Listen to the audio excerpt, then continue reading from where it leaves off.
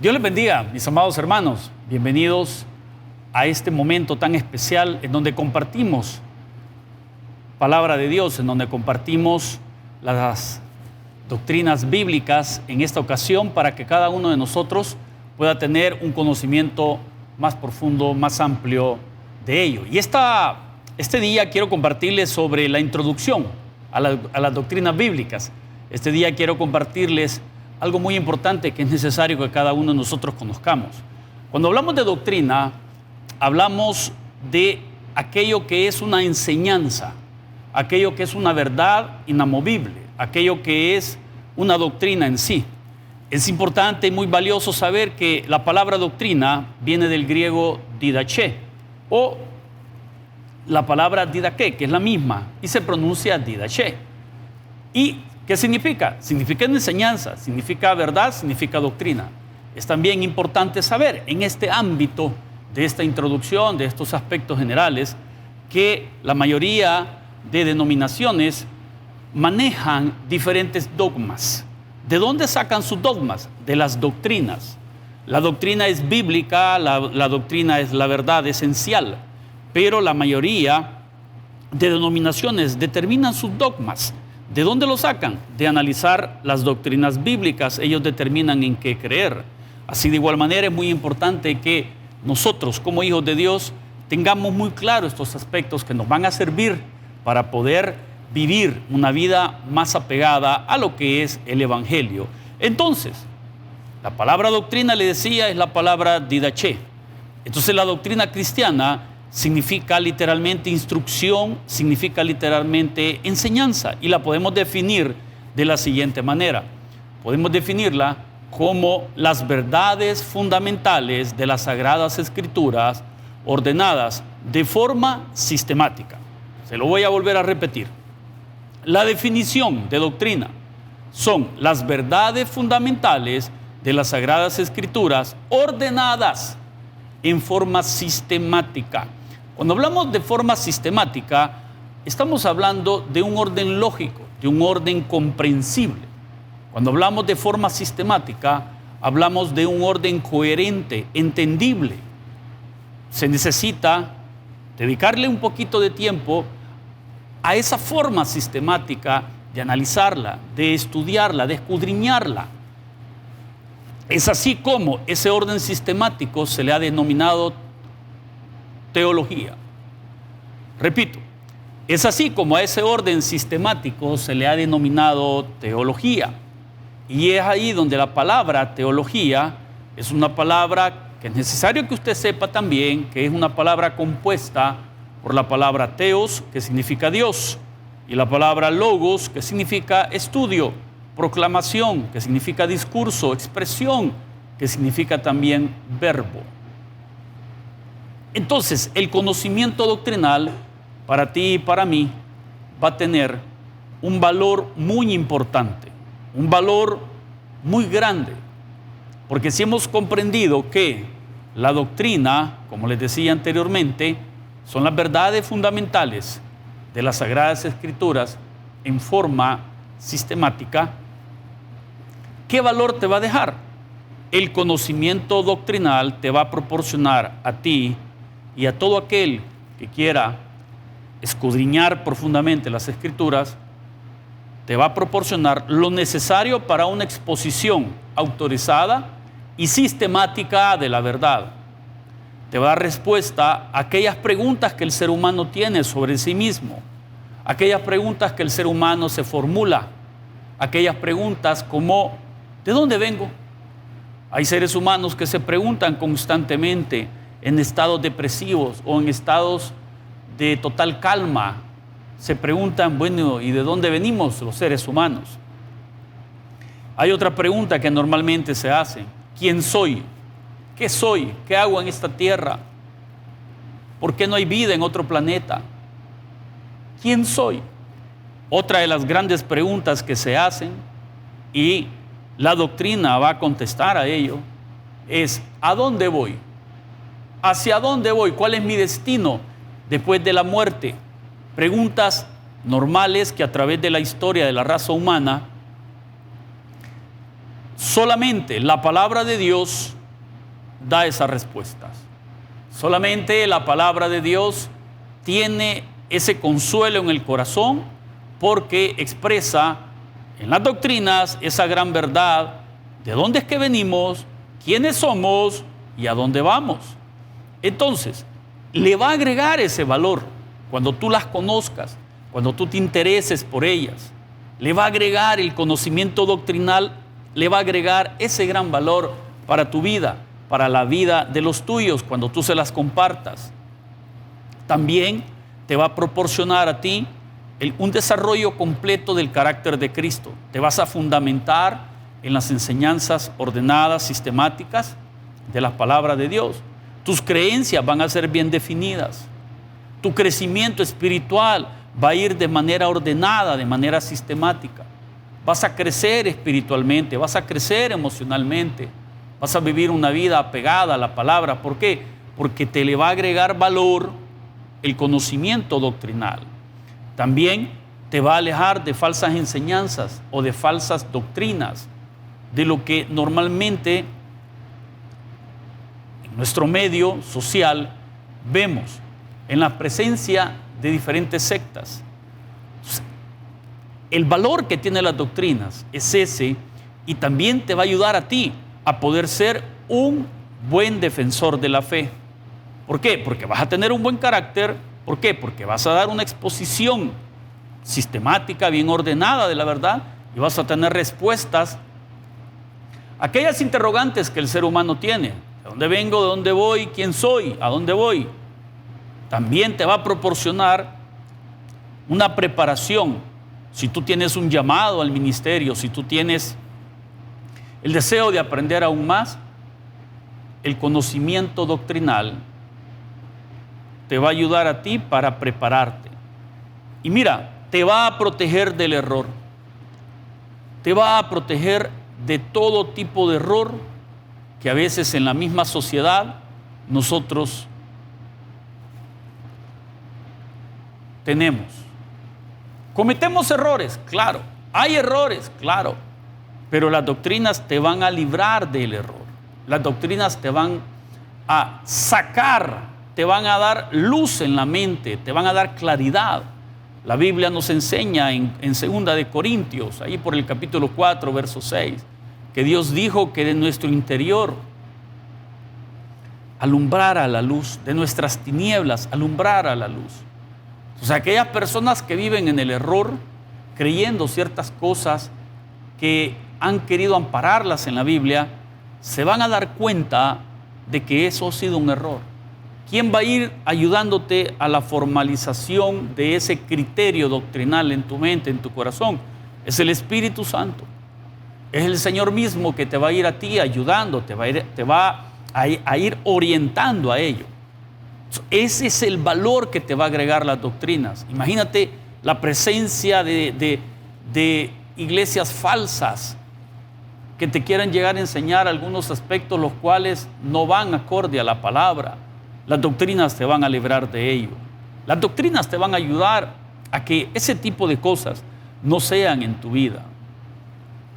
Ahora quiero compartirte algo muy importante. A través de la historia del ser humano se han analizado cómo poder llegar al conocimiento de Dios. Cómo nosotros los seres humanos podemos llegar al conocimiento del Dios Todopoderoso. A través de la historia se ha determinado 4 fuentes que nos ayudan a llegar al conocimiento de Dios. 4 fuentes las cuales tú debes de conocer. Las fuentes del conocimiento de Dios están interrelacionadas. Las fuentes del conocimiento de Dios no se excluyen una de otra. Todo lo contrario, debemos de conocer las 4, debemos de tener muy claro el uso de cada una de ellas. Te las quiero compartir. La número 1, la intuición. No, la número 2, la tradición. La número 3, la razón.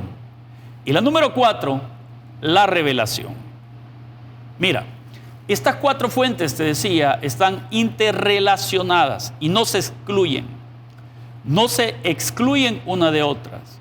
Cuando hablamos de la intuición, hablamos de aquella parte del ser humano que se desprende directamente de la constitución de la mente. Cuando hablamos de la intuición, hablamos de aquella parte que está en nuestra mente o en nuestro corazón, como lo llamamos, en el ámbito teológico, en el ámbito bíblico, que se desprende directamente la intuición de esa parte de la mente. ¿Qué hace la intuición? Es aquella que adquiere el conocimiento y te genera confianza y te conduce a tener una creencia de manera firme. La intuición entonces es una función humana necesaria. Los antepasados, los mayas, los pipiles, hablando de nuestra región, cómo ellos llegaron a generar una confianza, una creencia falsa en dioses falsos.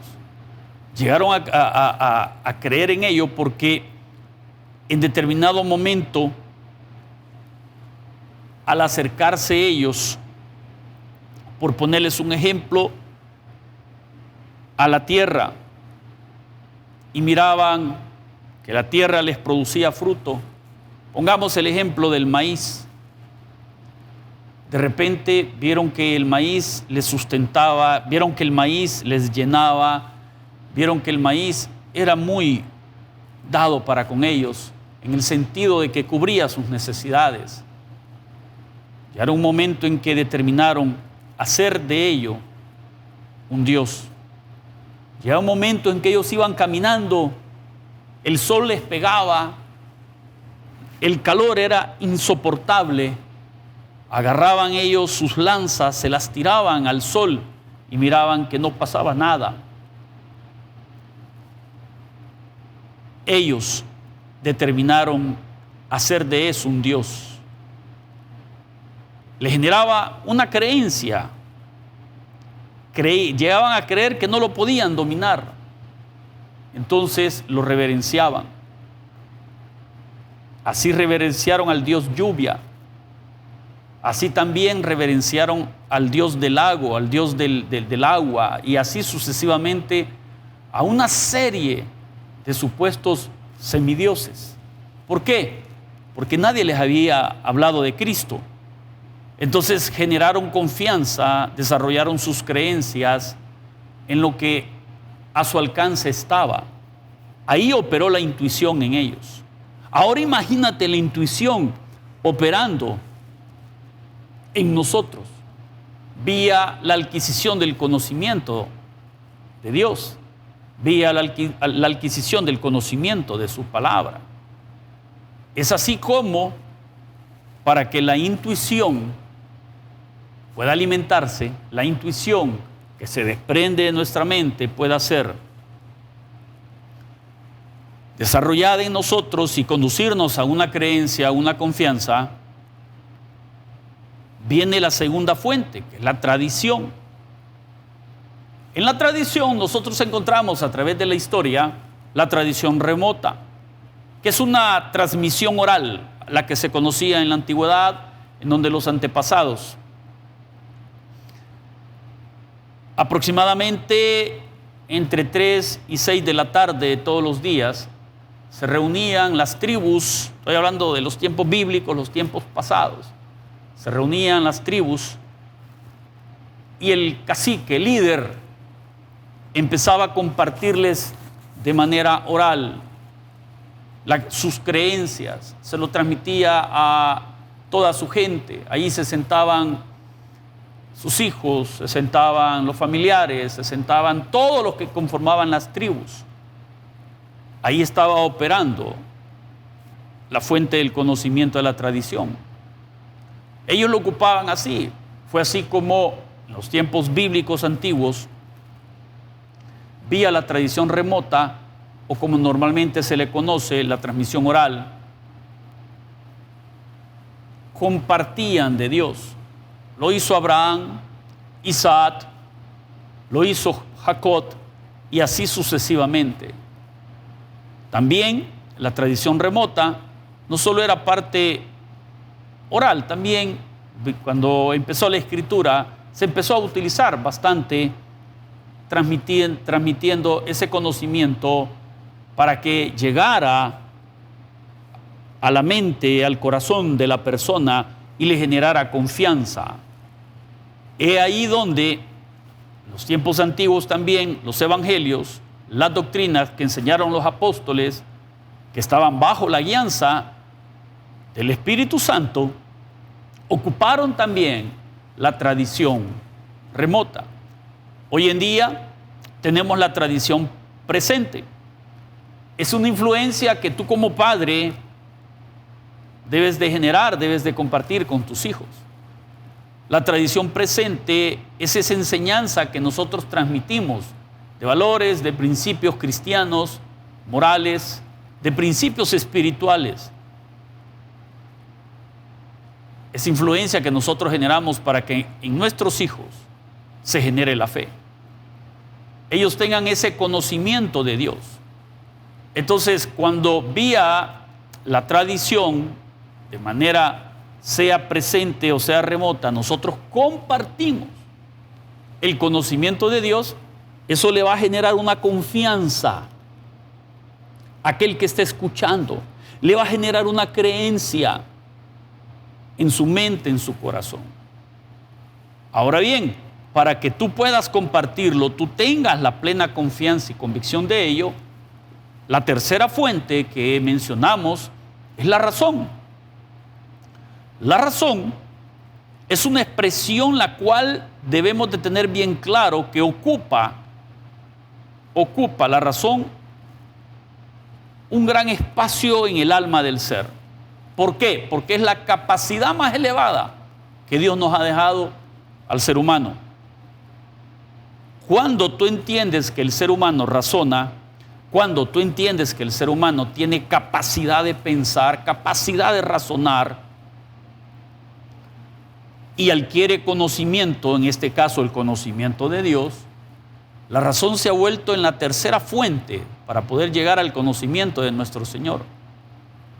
Y cuando la razón se trabaja con cordura, el hombre hace posible, acrecenta, madura ese conocimiento en su interior, en su mente, cree en ello, le genera confianza y lo comparte.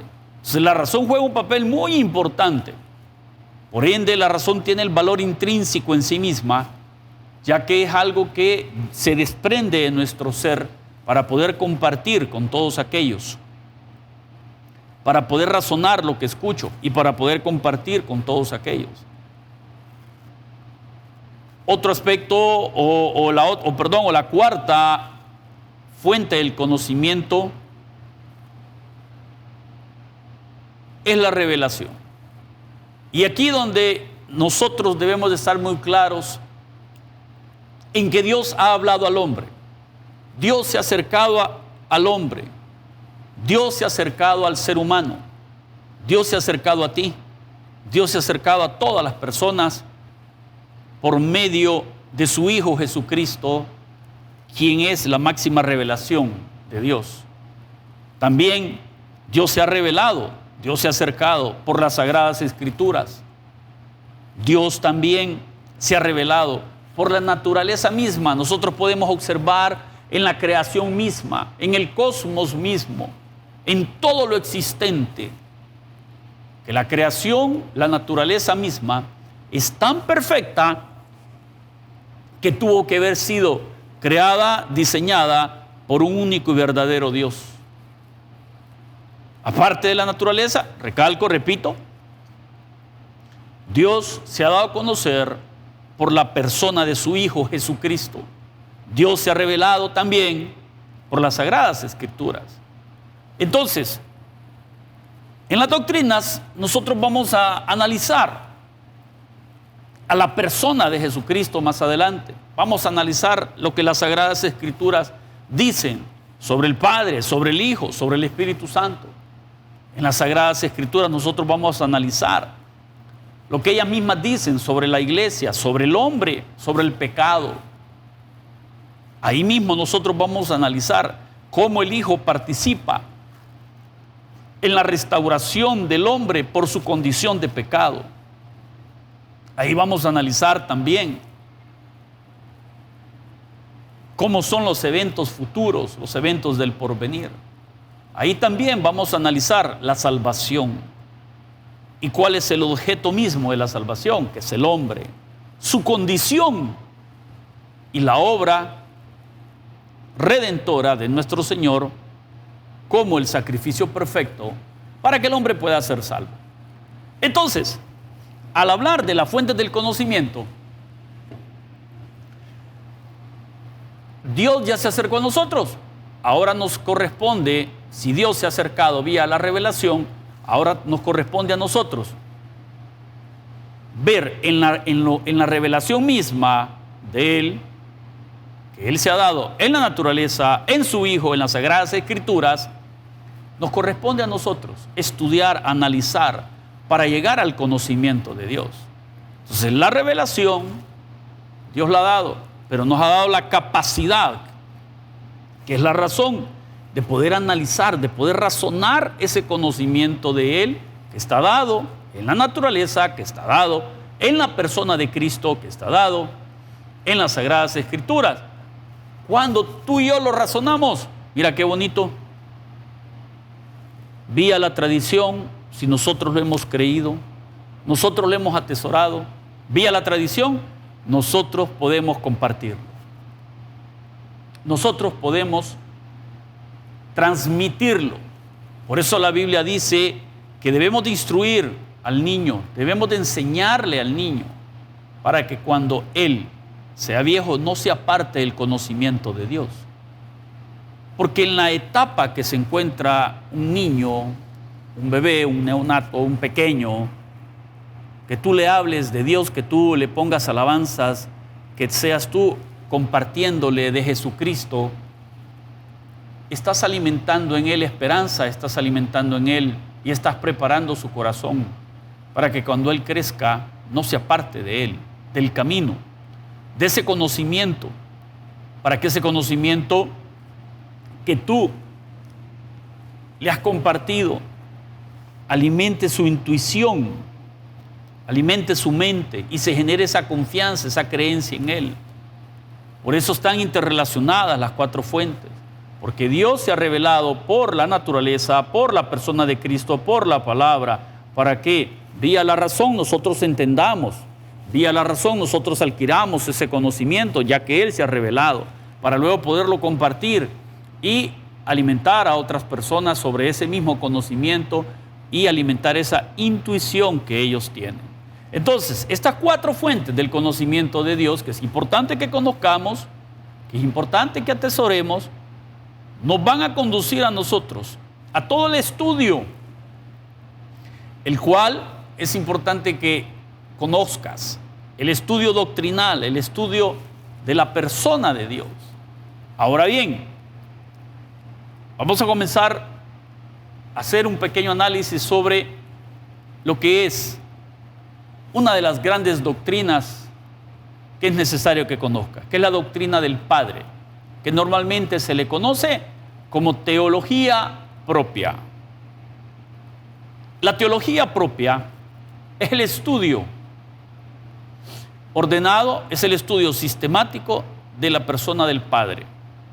Se le hace el análisis en la palabra, la cual Él nos ha revelado, y vemos cómo el Padre ha participado en diferentes momentos de la Biblia, cómo Él ha participado en toda ella y de manera específica en diferentes momentos. Cuando se hace el análisis sobre la teología propia, es importante que nosotros tengamos bien presentes que la teología propia está sujeta a una doble división. ¿Cuál es esa doble división? Número uno, la teología propia está sujeta al teísmo. Normalmente es conocida como teísmo. También la segunda división es el trinitarismo. ¿Qué es teísmo? Bueno, teísmo se ocupa de la existencia del carácter de Dios como un ser trascendental. Se ocupa de comunicar o extender, o cómo Él se ha extendido, o cómo Él, llámese, se ha dado a conocer, cómo Él ha trascendido. Se ocupa de Él como creador, de Él como preservador y de Él como gobernador del universo. El teísmo habla de la existencia de un solo Dios. Pero también otra parte de la doble división es el trinitarismo. El trinitarismo reconoce la existencia de tres personas que componen la deidad. El teísmo habla de un solo Dios. El trinitarismo habla de tres personas que conforman ese Dios. En el ámbito cristiano y en el ámbito a nivel de todo el mundo, somos la única, llamémoslo así, religión, que somos teístas y trinitaristas. ¿Por qué? Se preguntará, maestro, ¿por qué? Porque nosotros creemos, como la palabra nos lo describe, como la palabra ha sido revelada, nosotros creemos en un solo Dios,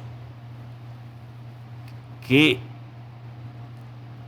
Él está con su misma personalidad, Él está con su misma esencia, sustancia le llaman otros, con su misma naturaleza le llaman otros, con su misma deidad, en tres personas: Padre, Hijo y Espíritu Santo. Y ellos tres componen la deidad, ellos tres componen y conforman la Trinidad. Entonces, cuando nosotros entendemos que somos la única, me gusta ocupar la palabra religión para nosotros como cristianos, pero para que podamos enfrascarlos y entenderlo, somos la única religión teísta y trinitarista. ¿Por qué lo somos? Porque nos enfocamos, como la palabra lo dice, en escudriñar las Escrituras, tanto en el Antiguo como en el Nuevo Testamento, y nosotros vamos viendo que Dios se ha venido revelando desde Génesis hasta Apocalipsis, y hemos visto en el estudio sistemático, ordenado, cómo Dios se ha venido revelando en que Él es tres personas con una misma naturaleza, con una misma deidad. A eso se le conoce como trinitarismo. Y esto es parte de la doble división a la cual está sujeta la teología propia. Mira qué interesante. Por ejemplo, la Biblia, allá por Génesis, voy a buscar el texto, Génesis 19, mira, versículo 24 nos dice: entonces Jehová hizo llover sobre Sodoma y sobre Gomorra azufre y fuego de parte de Jehová desde los cielos. Ahí te está hablando de dos: de Jehová, que en ese momento se encontraba acá en lo que normalmente, pues en la Biblia, en el capítulo 18 de Génesis, nosotros encontramos a esas tres personas que llegaron caminando delante de Abraham, pero uno de los tres se quedó con Abraham, y en la plática que ellos tuvieron, nosotros encontramos que en esa plática Abraham llegó un momento que se refirió a él como su Dios, como su Señor. Y viene acá en el capítulo 19, 24, siguiendo la narrativa, el texto dice: entonces Jehová hizo llover sobre Sodoma y sobre Gomorra azufre y fuego de parte de Jehová desde los cielos. Eso nos indica que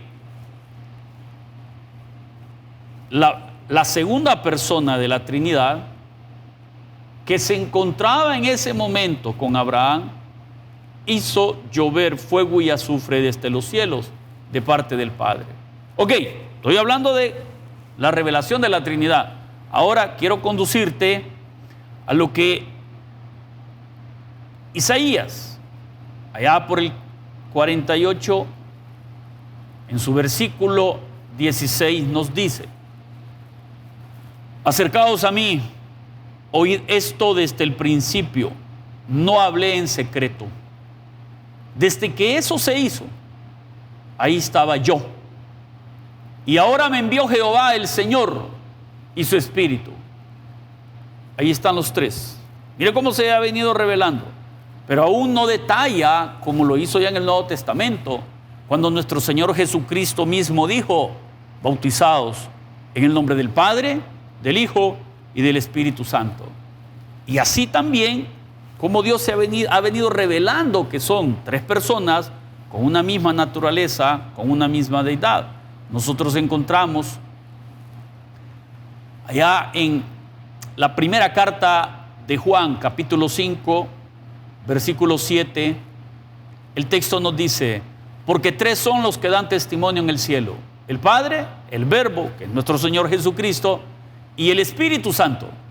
Y estos tres son uno. Mira qué lindo, mira qué interesante esto. Viene hablándonos de cómo Él se ha revelado progresivamente, de cómo Él se ha dado a conocer. Ahora, la pregunta que muchos se hacen: ¿por qué no se reveló que era Padre, Hijo y Espíritu Santo en los principios del Antiguo Testamento? ¿Por qué no se reveló que era Padre, Hijo y Espíritu Santo en los tiempos de Isaías, en los tiempos de Nehemías, en los tiempos de los evangelios? ¿Por qué? En el ámbito teológico se analiza, se estudia que la mente del hombre todavía no estaba preparada, capacitada para poder entender de lleno, ya que la mente del hombre estaba con un conocimiento de la existencia de muchos dioses. Si tú analizas, en la antigüedad se generaron una cantidad de dioses enormes. El pueblo de Israel tenía que conformarse primero, tenían que ellos, su intuición, alimentarla, desaprender sobre lo que habían ellos, digámoslo así, aprendido en Egipto, para luego el razonamiento mismo de ellos, en base a la revelación de que Dios es uno en tres personas, pudieran ellos llegarlo a comprender, entender. Entonces Dios no se reveló que eran tres personas, porque pudieron haber cometido tantos errores, pudieron haberse confundido y guiado por tantas malas, llamémosle, explicaciones de ello. Y ahí donde Dios ocupó el hecho de irse revelando poco a poco, hasta que llegamos a Juan, a primera de Juan 5:7. Por eso es valioso e importante que cada uno de nosotros pueda entender todos estos aspectos. Entonces la teología propia está sujeta a esta doble división. Ahora, quiero compartirte algo muy interesante también. En este ámbito de investigar, porque Dios se ha revelado, en este ámbito de investigar, hay ciertos argumentos que tú debes de conocer. Normalmente se le conoce como argumentos teístas, que tienen en ese campo de investigación, se hace una indagación profunda en la naturaleza y en la Biblia para determinar la existencia de Dios. Como hombres somos llamados, por eso es muy importante que lo sepamos, como hombres somos llamados a conocer cómo Dios se ha manifestado, se ha dado a conocer vía las cuatro fuentes que mencionábamos al inicio, y ahora en base a este campo de investigación del teísmo. Y eso nos ha conducido a establecer, o bueno, a los teólogos le ha llevado el hecho de establecer los argumentos teístas. Y te hablo de dos: el teísmo naturalista y el teísmo bíblico. Entonces, ¿de qué se ocupa cada uno de ellos?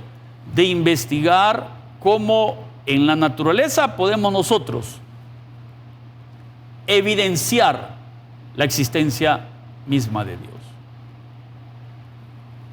En la Biblia, que nosotros podemos evidenciar, porque ella misma se ha revelado por su palabra, y que allí se encuentra la absoluta y completa verdad sobre Dios. Esto nos ha conducido a todos nosotros, los que estudiamos la Biblia, y tú también, a que en esos argumentos surja aquello que se le conoce como los argumentos a posteriori. Estos argumentos tratan de conducirnos a nosotros a estudiar, llámese el fenómeno, y ellos mismos en ese campo de investigación han determinado, mi amigo, mira qué lindo, que Dios existe. Te pongo un ejemplo. Estudian el cosmos, toda la creación, los planetas, y ven la perfección misma de ellos y dicen, para que esto exista tal cual como está, para que este planeta en donde nosotros nos encontramos no se caiga. Imagínate tú, hablemos del planeta Tierra, no sabemos si estamos de cabeza en la parte baja del planeta, si estamos en la parte de lado, y nosotros estamos pues normales, ¿verdad? Vemos hacia arriba, no nos sentimos de lado, los océanos, no se les sale el agua. Imagínate, si diera ese caso, no existiésemos. Entonces, se analiza el fenómeno, llamémosle el efecto, y se determina que para que esto exista, tiene que existir un causal que es Dios. Ahora, es importante que tú sepas, Dios no tiene causa. Él tiene vida en sí mismo. Dios no tiene causa. Estos argumentos, como te menciono, se encargan de eso. Se encargan de estudiar el cosmos, se encargan de estudiar la perfección del cosmos y se encargan de estudiar los límites mismos que tiene el cosmos, toda la creación. Y también, dentro de estos argumentos a posteriori, se encuentra entre ellos el moral o el antropológico, que se encarga de estudiar al ser humano, y vemos al ser humano como la perfección, la creación perfecta de Dios. Tan perfecto nos hizo que Dios nos permitió tomar decisiones. Tan perfecto nos hizo que nos creó a su semejanza. Y a la hora de estudiar los aspectos espirituales, morales del hombre, se determina que tiene que existir un Dios todopoderoso que los creó. A esos se les conoce como los argumentos a posteriori. Aquellos que se encargan de estudiar el fenómeno o el efecto, le podemos llamar también así, y nos conducen, y se ha determinado que existe una sola causa, nuestro Dios todopoderoso. También existen los argumentos a priori. Estos argumentos se encargan de estudiar la causa, y en el estudio, en el análisis de lo infinito de Dios, que nunca se llega a tener pleno conocimiento, se ha determinado que todo lo que existe es porque nuestro Dios es perfecto, nuestro Dios es grande, es todopoderoso, tiene vida en sí mismo y no cambia. Y no cambia. Estos son los argumentos que nos ayudan a respaldar a nosotros la existencia misma de Dios. En estos campos de investigación, estos argumentos han servido a través de la historia para poder validar y presentar defensa sobre la existencia misma de nuestro Dios. Pero quiero compartirte algo muy interesante. En la historia del ser humano han surgido teorías antiteístas. ¿Qué son esas? Son teorías que han surgido del pensamiento del hombre. Son teorías que han surgido a través del tiempo. Por ejemplo, los primeros filósofos se ocuparon de estudiar el cosmos, Y cuando ellos lo hicieron, ellos consideraron aquellos aspectos intelectuales, aquellos aspectos morales del ser humano para poder determinar y decir todo lo que existe, todo lo que está, ha venido dado por nuestros dioses, ha venido dado por una explosión, una evolución. Nunca consideraron estas teorías antiteístas, nunca consideraron la revelación divina. Ellos decidieron hacer estos estudios apartando la Biblia. Nunca consideraron la revelación divina como fuente del conocimiento de Dios.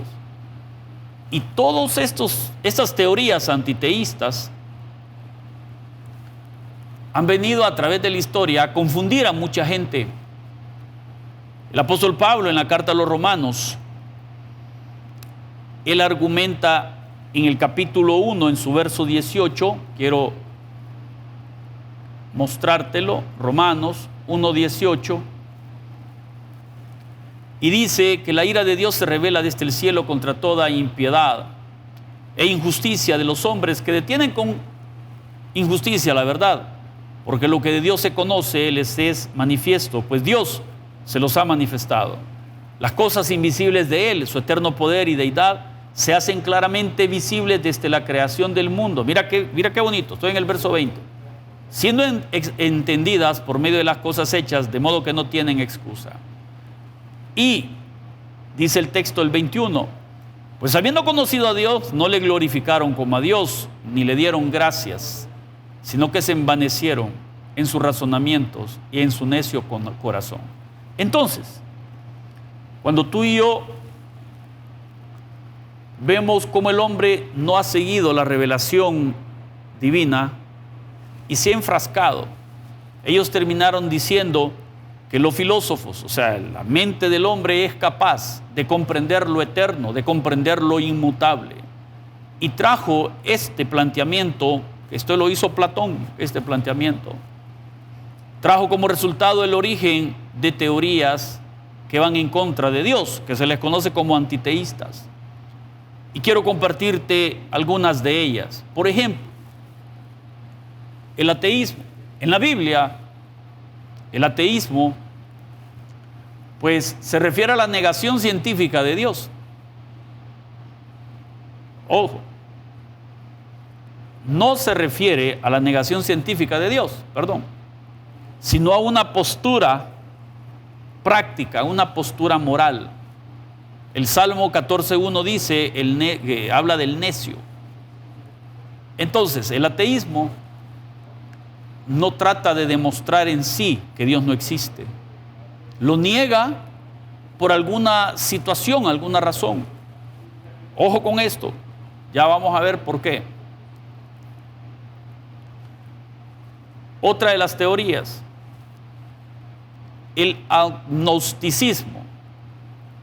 Esto se entiende como la postura que considera la existencia de Dios incognoscible, o sea, que no se conoce o que no se puede demostrar. No es una enseñanza que está en la palabra de Dios, sino es una postura filosófica moderna que retomó aquellos aspectos del ateísmo. Y pues la Biblia lo contradice todo cuando la Biblia aclara que Dios se ha revelado, que Dios a través de la creación, a través de las Escrituras y a través de nuestro Señor Jesucristo, Él se ha revelado.